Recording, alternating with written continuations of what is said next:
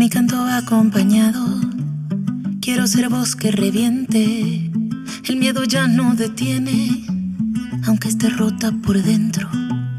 Tu falla no me define, en tolerancia doy cero. Y quien me quiera callada, pues que le duele el estruendo.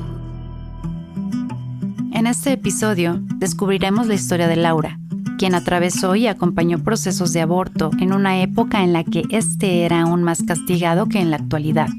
Laura nos habla de su infancia y de los eventos que moldearon su vida y sus decisiones. Mi papá es médico y mi mamá es psicoterapeuta.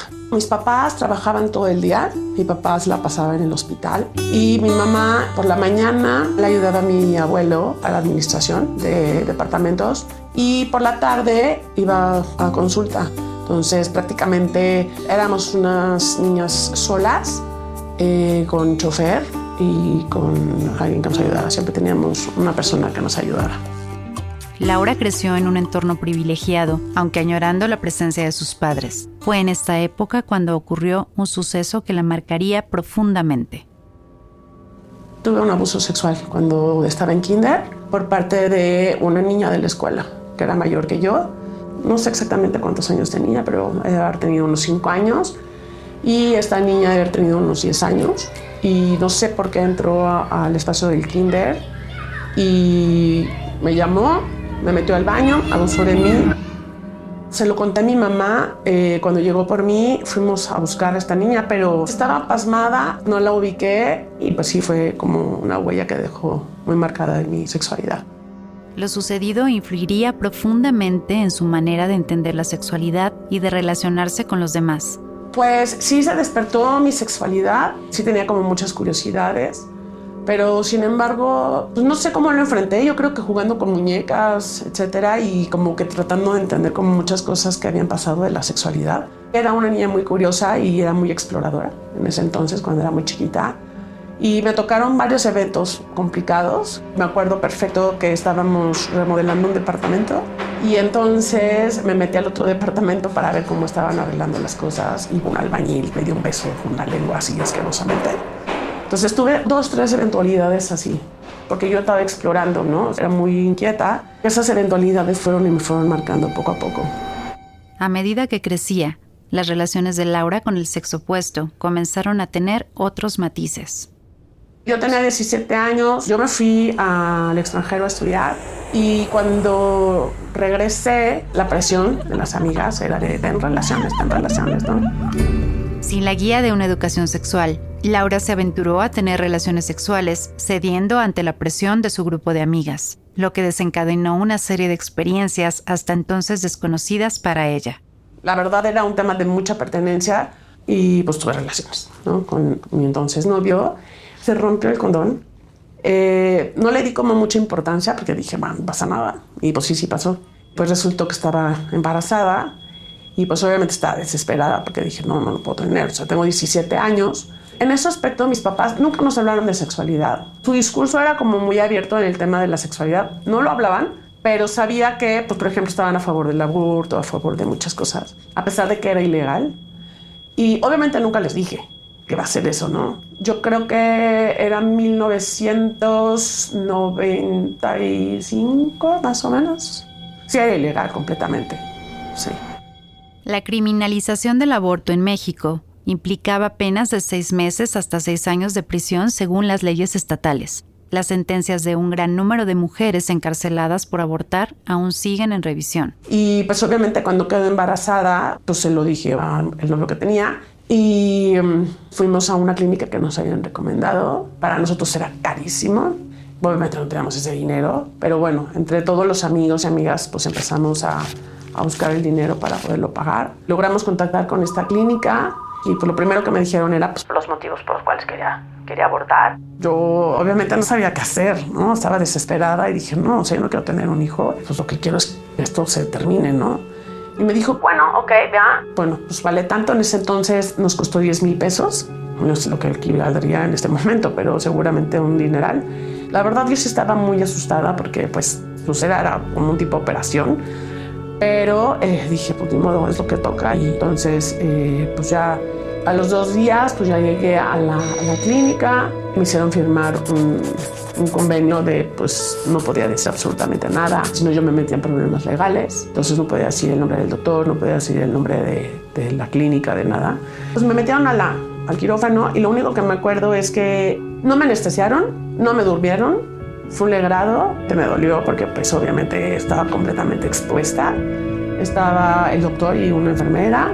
La enfermera nada más me agarraba para que pues no me moviera. Fue bastante desagradable porque pues obviamente todo lo viví. Yo sí le dije al doctor que por qué estaba haciendo eso, ¿no?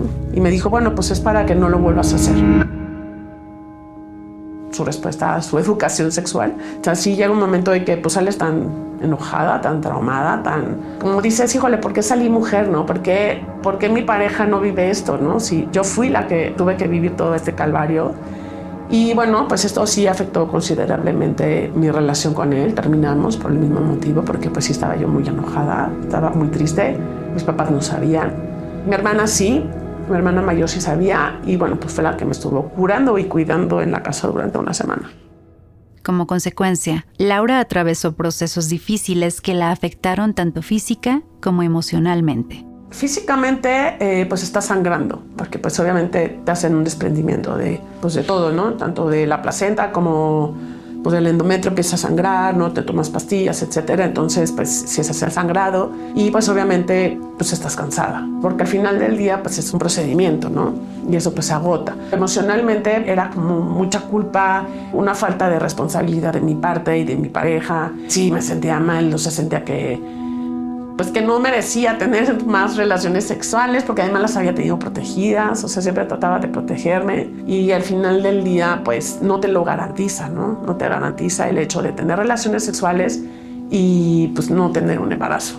Pero yo creo que siento un poco de agradecimiento el hecho de que no me hayan hecho ver que el aborto era malo, porque eso me ayudó mucho a que no me afectara tanto el hecho de, no sé, ser una asesina o haber terminado con un hijo o este tipo de cosas que yo lo vi después con muchas amigas, ¿no? Laura nos platica por qué, a pesar de que tenía una buena relación con sus padres, no se atrevía a contarles lo sucedido. Como que siempre busqué el ser una buena niña con mis papás. Soy la buena estudiante, soy la niña buena, soy la niña madura, porque de esa manera yo sentía que tenía mucha libertad. Mi mamá era una persona que nos daba mucha libertad. Mi papá no, pero mi papá tampoco se metía en el tema de nuestra crianza. Entonces, yo lo único que no quería era, uno, que se desilusionaran de mí y otra, pues el hecho de que no me privaran tampoco de mi libertad. No de tanto miedo, sino como de, pues no quería fallarles. Tras haber enfrentado esa experiencia con muy poca orientación, Laura decidió usar sus aprendizajes para acompañar a quienes se acercaran a ella en busca de apoyo. Como a mí me había pasado esto, de alguna manera sentía como la necesidad de ayudar a las demás, como a mí me hubiera gustado que me ayudaran. Y entonces pues me sentí como la salvadora de las mujeres. Me dicen, Laura, ayúdame, ¿no? Pues empecé a ayudarles y pues a buscar. Era todo una aventura porque todos los espacios eran clandestinos. Entonces era estar empezando a buscar e indagar quién hacía las prácticas. Uno de los espacios que encontramos fue una casa. Mi amiga iba aterrada, yo también. Estaba como muy oscura y con esos focos así como rojos, como de brujería, una cosa así rara, plantada, olía mucho incienso y este tipo raro. Y bueno, me acuerdo que pues yo le dije, yo te espero aquí. A ella la metieron a un cuarto y pues bueno, no tenemos celular, no tenemos nada, ¿no? En ese entonces pues no había esas cosas. Y entonces pues yo ahí sola, esperándola, pues lo que me cuenta mi amiga es que pues le dieron un té para relajarla. Y no sé cómo fue el procedimiento, pero también tuvo un desgarre porque no sé qué le hayan metido. Yo sé que había prácticas con ganchos, con succionadora, y había muchas prácticas, pero en realidad yo no supe exactamente qué fue lo que le pasó. Lo que sí es que saliendo de ahí, pues se sentía súper mal, yo no sabía qué hacer y pues me la llevé a mi casa, yo la estuve cuidando todo el tiempo. Le hablé en ese entonces ya a mi ginecólogo, no le dije porque obviamente no era algo que se podía decir, pero le dije que pues mi amiga estaba sangrando y que se sentía súper mal. Y ya me dio un medicamento, pues fui por el medicamento, que tampoco estaba regulado. Obviamente a mi mamá le decía que lo que pasa es que sus papás se habían ido de viaje y por eso estaba quedando en mi casa. La clandestinidad del aborto en México ha llevado a prácticas inseguras como el uso de objetos punzantes o alambres para interrumpir el embarazo, la introducción de hierbas por vía vaginal, como chile, alumbre, lipazol o herbicidas, y el uso de medicamentos que inducen contracciones uterinas. Fueron varias amigas las que tuvieron esta situación, más yo. La verdad es que yo me senté heroína, pero pues claro que me expuse a estar en situaciones clandestinas, a lugares horribles, con doctores poco éticos, mujeres poco éticas. Te expones a que te denuncien, pues a estar en la cárcel. Que a pesar de que tú firmas un contrato, firmas algo, un papel o lo que sea, tienes el nombre ahí. Pues esta niña vino, ¿no? Y tuvo un aborto y van a por mí y me llevan a la cárcel. No sabe los procedimientos de muchas personas. Nos exponíamos a la muerte, nos exponíamos a quedarnos ahí, nos exponíamos a una infección, nos exponíamos a quedarnos sin hijos. Pues sí, nos exponíamos a todo. Entre 1997 y 2000, el aborto fue la tercera causa de muerte materna. En los años 90, la OMS estimó que el 40% de los embarazos eran no deseados y el 17% terminaban en aborto inducido. Se calculaban 20 millones de abortos en condiciones inseguras, lo que causaba una muerte por cada 250 procedimientos. 4 años después, vuelvo a tener una relación de pareja. Empecé a tomar pastillas después de todo lo que me pasó con nuestra nueva relación, pero me caían súper mal. Claro, porque no vas con un ginecólogo a que te digan cuáles son las pastillas que necesitas, etcétera, ¿no? Te tomas las pastillas de la amiga. Entonces, pues, ¿cuál era la de moda? Pues esa. Según el Sistema de Indicadores para Monitoreo y Seguimiento de la ENAPEA, en 2018, 69,8% de las niñas, niños y adolescentes de 12 a 19 años habían usado por lo menos algún método anticonceptivo tanto en su primera como en su última relación sexual. Es decir, manifestaron un uso consciente de métodos anticonceptivos. Otra vez quedó embarazada. Esta situación fue por un sexo no protegido. Y entonces, pues yo ya me sabía más o menos el tejimaneje de las cosas, porque pues obviamente yo pues me moví mucho tiempo en este tema de ayudar a mujeres y diferentes lugares conocía. Y fui a un hospital donde sabía que generaban el aborto. En este hospital sí te dormían. También fue un procedimiento muy difícil porque pues toda la dinámica que te lleva a una situación de esta índole y que al final no te dicen, pues sí, puedes hacerlo, pero hazlo bien, ¿no? Hazlo protegido, hay este tipo de pastillas, el preservativo no es la única opción, pueden haber otras cosas. Tras enfrentar esta difícil etapa, Laura nos cuenta cómo su relación de pareja se ve afectada y el giro inesperado que dio su vida un poco después. Pues después de este segundo aborto no íbamos muy bien, íbamos a terminar prácticamente y a los 3 años vuelvo a quedar embarazada. A veces son de las cosas que me cuestiono, ¿no? Pero a veces uno hace cosas sin conciencia y sin responsabilidad. Ahí sí decidí tenerlo porque dije, tengo 22 años, pero ahí mis papás, cosa curiosa, ya era legal el aborto en Estados Unidos. Y cuando les digo que yo estaba embarazada, ellos me dicen, pues aborta. Y entonces dije, no, o sea, la verdad es que sí lo quiero tener, sí quiero ser mamá. Y me dijeron, no, o sea, estás muy chavita. Y yo, pues sí, pero sí lo quiero tener. Pues es una decisión. Como que sí dije, tienes que responsabilizarte de esta situación. Ya eres mayor de edad, lo que pasó, pasó. Y pues a darle con todo. Y bueno, pues decidí tener a mi hijo a los 22 años. Después de confrontarse a sí misma, Laura nos platica cómo navegó entre sus opciones y la resistencia a las normas impuestas. ¿Abortas o te casas? Ahí sí, mis papás tenían un tema muy conservador. En esta casa no se va a permitir una mujer soltera. ¿Qué va a decir la sociedad? ¿Qué vas a hacer tú? ¿Se tiene que responsabilizar él? Yo la verdad sí lo pensé. O sea, yo sí dije, no, pues yo lo tengo sola. Digo, ¿yo para qué me caso? ¿No? Si puedo tenerlo sola. Y cuando ya me caso, pues obviamente me di cuenta de lo difícil que era todo esto, ¿no? Claro que yo volteaba a ver a mis amigas, volteaba a ver a mis hermanas, viviendo una juventud increíble, pues que yo ya no la vivía, que pues yo tenía que estar con mi hijo, tenía que estar estudiando, tenía que responsabilizarme, no tenía dinero, o sea, teníamos dinero para leche y para pañales, para rentar un mini departamento, pues para comer. Entonces ahí te das cuenta de que, bueno, pues sí, esa era una niña que venía de una familia muy acomedida y luego pues de repente no tienes nada más que pues lo que te dan y ya pechugas y pues a sacar a tu hijo adelante, a trabajar, ¿no? Pues para tener un poquito más de ingreso. Y pues bueno, ahí nos dimos cuenta, tanto él como yo, de pues bueno, la vida no es tan fácil, pero bueno, tenemos que salir adelante. Consciente de las dificultades a las que se enfrentó, Laura reflexiona acerca de la falta de educación sexual y los desafíos que enfrentan las mujeres en situaciones vulnerables. Yo creo que es muy importante porque justo muchas mujeres estamos, en una situación de privilegios donde no se nos enseña el tema de la toma de decisiones todavía desde un sistema patriarcal y donde pues muchas veces hay una situación accidental o de una falta, ¿no? De estar como en una constante prevención sobre el tema del sexo protegido, una falta de educación sexual. 2, porque las personas que están en una situación de vulnerabilidad económica tienen un tema más, porque si nosotros en una situación de privilegios tenemos cierto acceso a la educación, muchas personas que están en una situación de vulnerabilidad no la tienen y no tienen acceso ni siquiera a ningún recurso para tener un sexo protegido y menos a tempranas edades. Las mujeres estamos más desprotegidas en una cuestión de maternidad. Incluso hoy en día muchas mujeres viven solas porque muchos hombres no se hacen responsables como papás, ¿no? En la crianza. Por eso se puso la ley misma de la denuncia por el tema de la pensión alimenticia, porque sí había un problema de mucha pobreza en las mujeres. Salir adelante con hijos no es nada fácil. La OMS estima que el 13% de las muertes maternas a nivel global son derivadas de las prácticas inseguras del aborto. Se calcula que se practican 19 millones de abortos inseguros o peligrosos y el 97% de estos se practican en países en vías de desarrollo. Entonces, creo que una parte importante es tener esto, ¿no?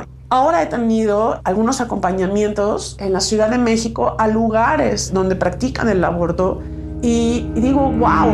Te dan toda una cátedra, pero además te explican, te ponen un parche, o sea, cualquier dispositivo anticonceptivo, te dan una plática, te acompañan, te dan terapia durante 3 meses. O sea, sí hay todo un procedimiento muy, muy diferente. Te quitan esta idea que yo la viví con muchas amigas en cuestión de que soy una asesina. Soy una asesina y además estoy afuera. Y ahora conozco muchas mujeres que están adentro por haberlo hecho y que llevan años en prisión. Entonces, creo que una parte muy importante políticamente es esto, ¿no? No nos pueden quitar el derecho a poder decidir cómo queremos vivir nuestra vida.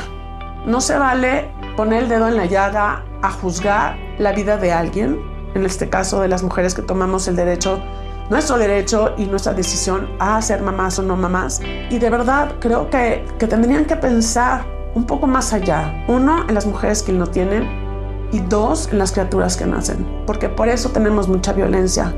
Porque viven en unas situaciones también indignas, porque no se les da las oportunidades a estas criaturitas que nacen de vivir felices y de vivir con todo lo que necesitan. Al pensar en la importancia de la educación sexual, Laura reflexiona acerca de los aspectos en su entorno familiar que podrían haber sido mejores para ayudarla a tomar decisiones informadas. Me hubiera gustado mucho tener a padres presentes, que se hablara más abierto el tema de la sexualidad en casa, que hubiera más confianza, porque la confianza se da con las palabras, con el tiempo, con los espacios. Y eso yo creo que me hubiera servido mucho, el poder decir, oye mamá, fíjate que soy sexualmente activa y llévame a una ginecóloga o un ginecólogo, ¿no? No sé, necesito que me expliquen ciertas cosas o tener acceso a libros porque en ese entonces no había computadoras. Sí me hubiera gustado tener más confianza. La fortaleza y resiliencia de Laura serán un poderoso estruendo que resonará en el camino de muchas jóvenes al ofrecer una perspectiva valiente sobre la sexualidad y el autoconocimiento. Estas son las razones que la inspiran a compartir su historia. Sé que es difícil ahora que lo vuelvo a contar, pero pues sí quiero ayudar a muchas mujeres a que se den cuenta de que no hacen nada malo, pero hay que tener como mucha conciencia y que a veces consentir las decisiones o las opiniones o los pensamientos de los demás por la pertenencia te ponen en mucho riesgo. Y creo que esa es una parte muy importante que ahora es mi labor comunitaria, social, que necesitamos que realmente esto se haga de manera digna, ¿no? De manera profesional y de salud, porque además muchas mujeres quedan en el intento, ¿no? Mueren clandestinamente en los temas de aborto. Yo he visto, lo vi con mis propios ojos, lugares horribles. Y nosotros tuvimos en ese momento de verdad la fortuna de salir vivas. Pero hay muchas mujeres que no pasan por eso. Aprendamos y reflexionemos sobre la responsabilidad de cada quien, que desde ahí tomemos decisiones importantes porque al final del día sí te cambian la vida. A través de su experiencia tanto personal como profesional, Laura ofrece una valiosa recomendación a los padres sobre cómo abordar la educación sexual de manera más efectiva y cercana.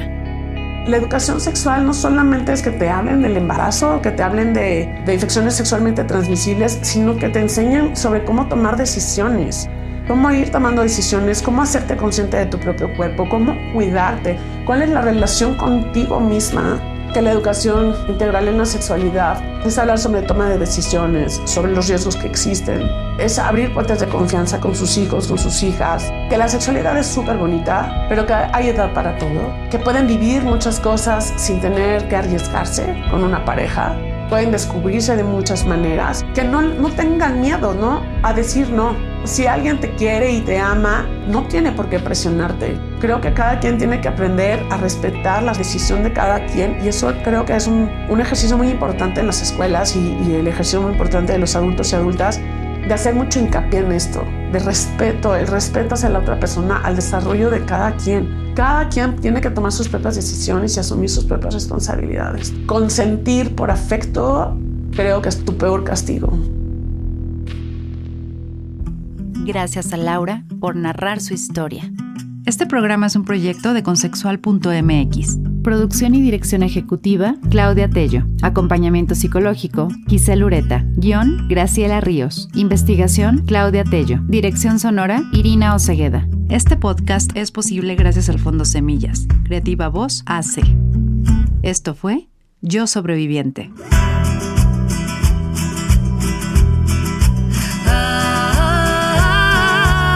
Digo lo que sé, lo que me merezco, lo siento en el pecho, lo siento en los pies. Ay, soy esa mujer, la que se defiende, no camina sola, cambiará la historia, aún es como 100.